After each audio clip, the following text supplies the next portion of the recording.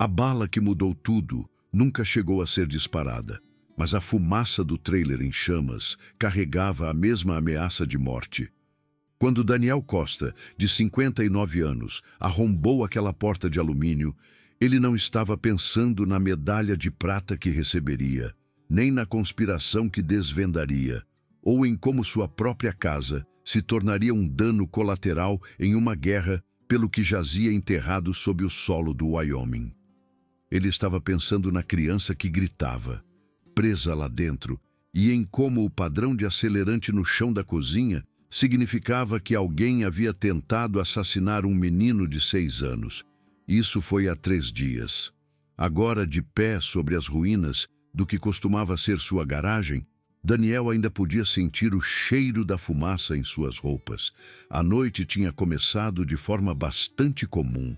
Daniel estava restaurando sua caminhonete Chevy 1987 na garagem de sua propriedade em Vale do Pinheiro. O trabalho repetitivo oferecendo consolo nos 18 meses desde a morte de sua esposa, Catarina. Aos 59 anos, com um joelho problemático de uma missão no Líbano e 30 anos no Departamento de Polícia de Vale do Pinheiro em seu currículo, Daniel havia se estabelecido em uma aposentadoria tranquila, trabalho de segurança em meio período, pesca ocasional e noites demais com apenas uísque como companhia. Sua filha, Emília, estava ligando com mais frequência, preocupada com ele isolado nas montanhas do Wyoming. Ela havia construído uma carreira de sucesso como advogada corporativa em Phoenix e continuava sugerindo que ele vendesse a propriedade e se mudasse para mais perto dela. Daniel havia recusado todas as vezes. Aquela terra guardava cada memória de Catarina. Cada momento da vida que eles haviam construído juntos ao longo de 29 anos. Ele estava limpando graxa das mãos quando o primeiro grito perfurou a escuridão. Anos de treinamento policial entraram em ação antes que o pensamento consciente pudesse interferir. Daniel pegou sua jaqueta e se moveu em direção ao som, em direção à comunidade de trailers Vale do Pinheiro, visível de sua propriedade elevada. O brilho alaranjado das chamas se refletia nas nuvens enquanto ele corria, seu joelho lesionado protestando a cada impacto. Mas a dor era irrelevante quando um segundo grito confirmou o que seus instintos já sabiam. Alguém estava preso dentro do trailer em chamas. O fogo já havia consumido as janelas frontais quando Daniel chegou ao local. Nenhum vizinho estava do lado de fora, o que significava que ninguém havia evacuado o ocupante. O calor o atingiu como uma barreira física enquanto ele atravessava o pequeno quintal.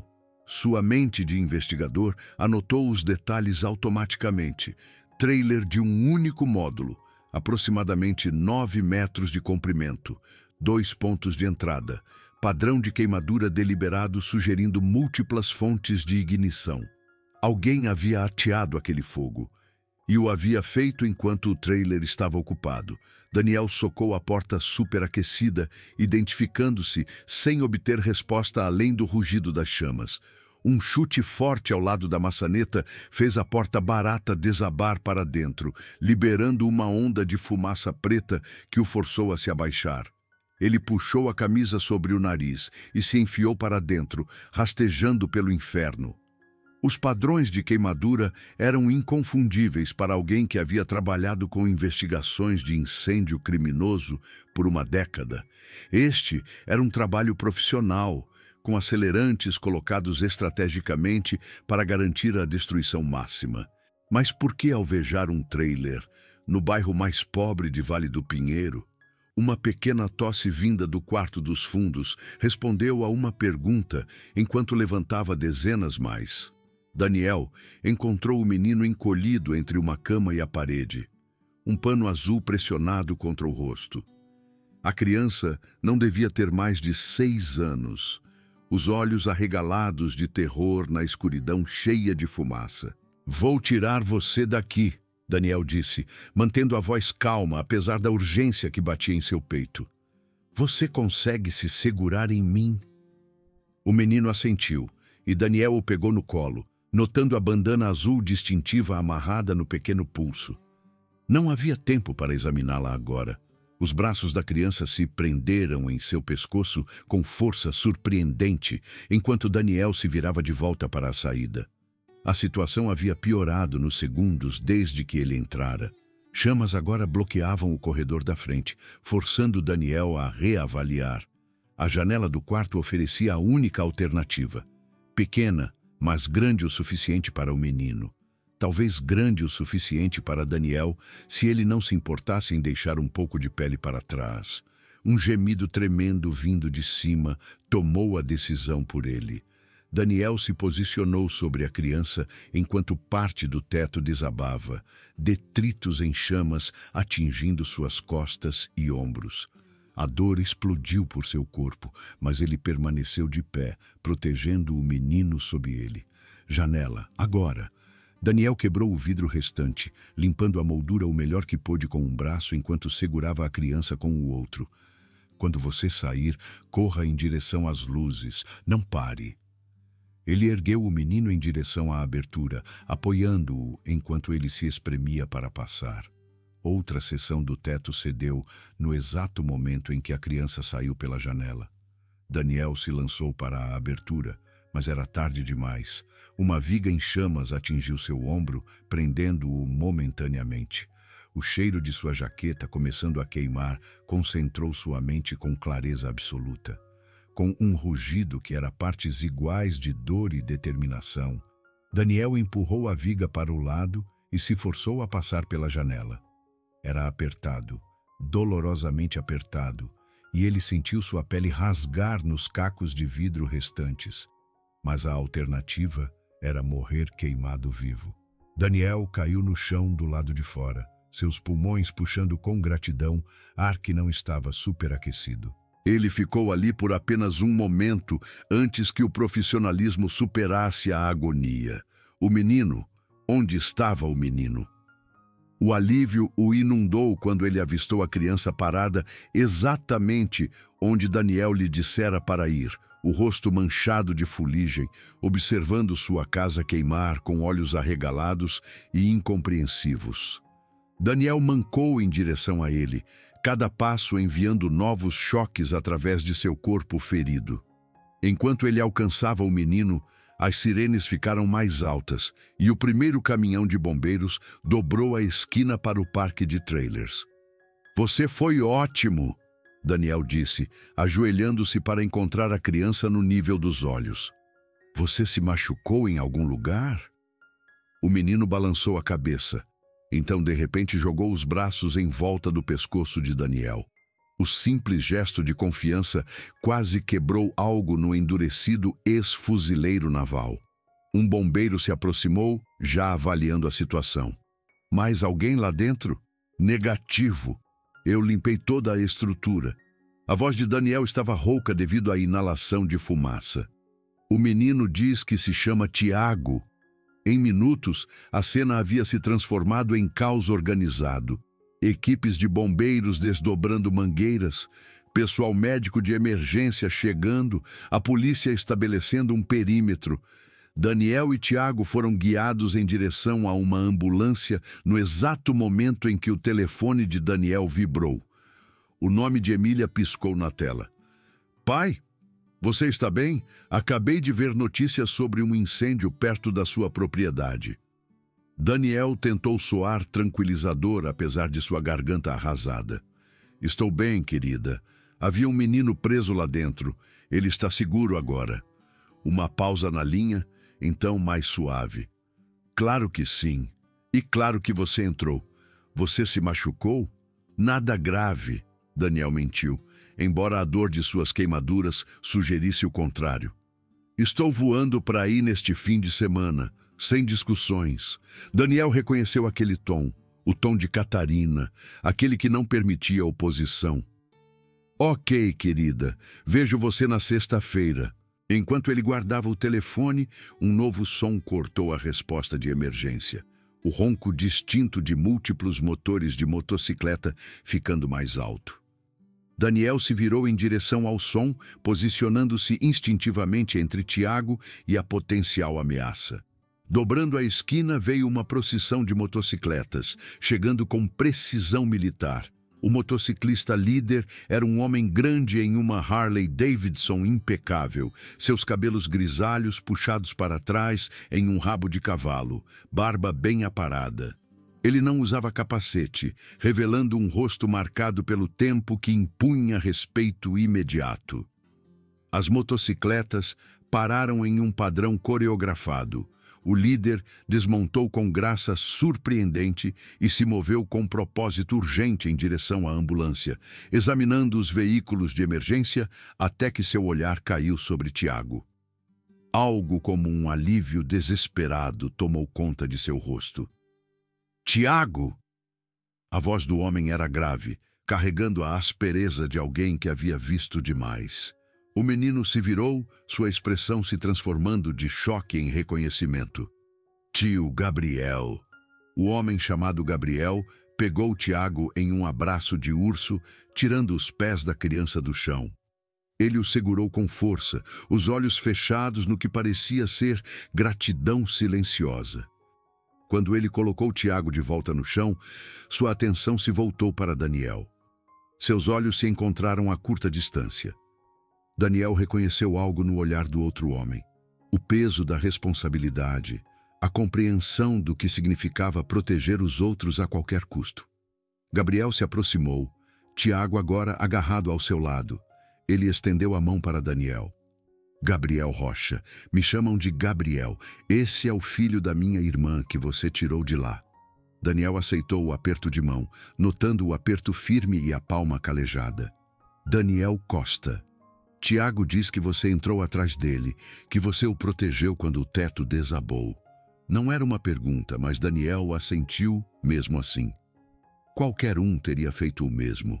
A expressão de Gabriel sugeria que ele discordava dessa avaliação. Nem qualquer um, não hoje. Ele olhou para Tiago, depois de volta para Daniel. Minha irmã Raquel, a mãe de Tiago, foi morta em um acidente de carro 7 meses atrás. Ele é toda a família que me resta. A simples declaração carregava um peso imenso. Daniel entendia tanto a dor quanto a responsabilidade intimamente. Sinto muito pela sua perda. Gabriel assentiu uma vez, reconhecendo o sentimento. Seus olhos observaram os ferimentos de Daniel, a jaqueta queimada, a maneira como ele apoiava a perna direita. Você precisa de atenção médica. Já passei por coisa pior. Um brilho de reconhecimento passou pelos olhos de Gabriel. Fuzileiro naval, como você soube? Um reconhece o outro. Você fica de pé como se ainda estivesse esperando por um instrutor de treinamento. Ele gesticulou para a postura de Daniel.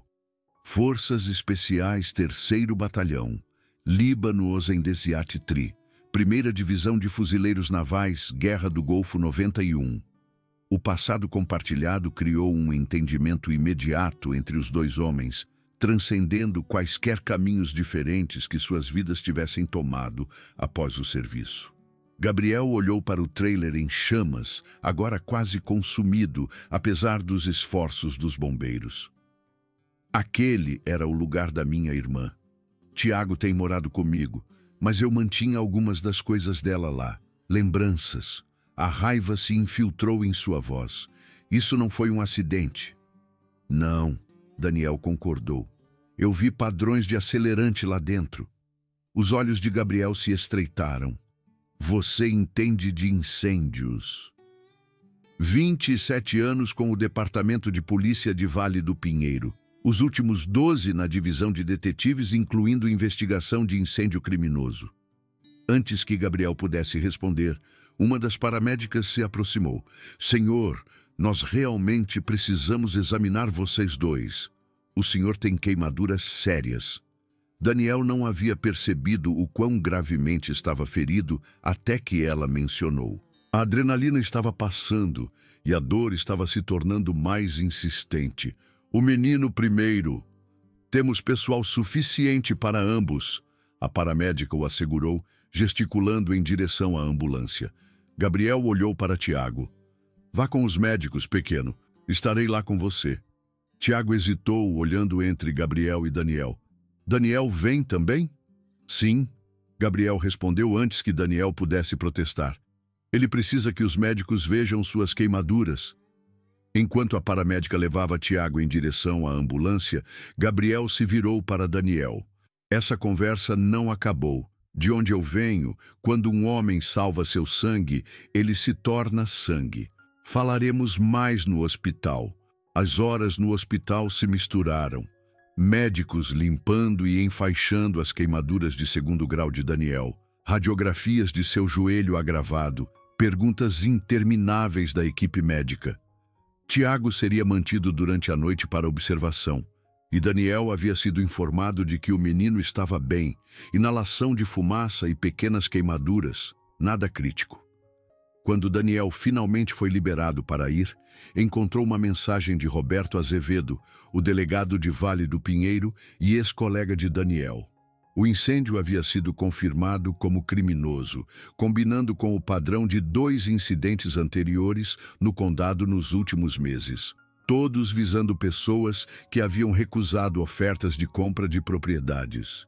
Os instintos de investigador de Daniel se agitaram enquanto ele se lembrava das cartas de compra que havia recebido por suas próprias terras. Múltiplas empresas de desenvolvimento o haviam abordado ao longo dos anos, com ofertas sempre educadamente recusadas. Um nome surgiu em sua memória: Empreendimentos Cume. Ele estava contemplando essa conexão quando seu telefone tocou. O nome de Emília apareceu na tela. Pai, alguém invadiu sua casa. As palavras enviaram gelo pelas veias de Daniel. Você está aí? Sim, peguei um voo mais cedo depois de ontem à noite. Estou bem, mas a casa está uma bagunça. O delegado Azevedo enviou policiais. Eles saquearam seu escritório. Fique com os policiais, estou a 20 minutos daqui. Daniel desligou e se moveu em direção à saída, ignorando os protestos de seu corpo. O que quer que estivesse acontecendo havia acabado de se tornar significativamente mais complicado e perigosamente pessoal. A viagem até sua propriedade parecia interminável. Quando Daniel finalmente chegou, encontrou 2 veículos da polícia atrás de um carro alugado, o de Emília. Ele saiu da caminhonete antes que o motor morresse completamente. Emília correu da varanda, abraçando-o cuidadosamente, desviando de seus ferimentos. Aos 36 anos, ela era a imagem de Catarina. O mesmo queixo determinado, o mesmo cabelo castanho-mel. Pai, você está bem? Bem, o que aconteceu? O policial Rodrigues, que havia se juntado à força após a aposentadoria de Daniel, deu um passo à frente. Arrombamento pela porta dos fundos. O local foi revistado minuciosamente, especialmente o escritório. A senhora Costa chegou durante ou pouco depois da intrusão. A precisão de advogada de Emília assumiu o controle apesar de sua aflição. Homem, compleição mediana, roupas escuras, mascarado, ele correu para a mata antes que eu pudesse ver para onde ele foi. Daniel examinou os danos internos. Seu escritório havia sido completamente revirado. Armários de arquivo abertos, papéis espalhados. Seus olhos foram para onde ele havia deixado alguns arquivos de casos antigos. A pasta sobre Haroldo Guedes estava faltando, junto com várias outras do mesmo período. 20 anos atrás, Daniel havia sido o detetive principal em um caso que enviou Guedes para a prisão por fraude imobiliária, incêndio criminoso e homicídio em 2º grau. Guedes havia sistematicamente forçado pessoas a sair de propriedades por meio de intimidação, culminando em um incêndio fatal. O que chamou a atenção de Daniel agora foi uma anotação naquele arquivo antigo sobre o genro de Guedes, Leonardo Brandão, que havia sido investigado, mas nunca acusado como cúmplice. O mesmo Leonardo Brandão que agora dirigia a Empreendimentos Cume.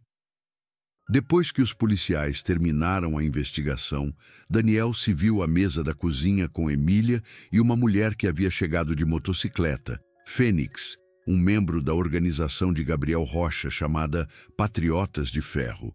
Seu pai salvou Tiago Rocha ontem à noite, Fênix explicou a Emília, sua postura militar evidente. Tiago é sobrinho do presidente do nosso clube, Gabriel. O incêndio não foi aleatório.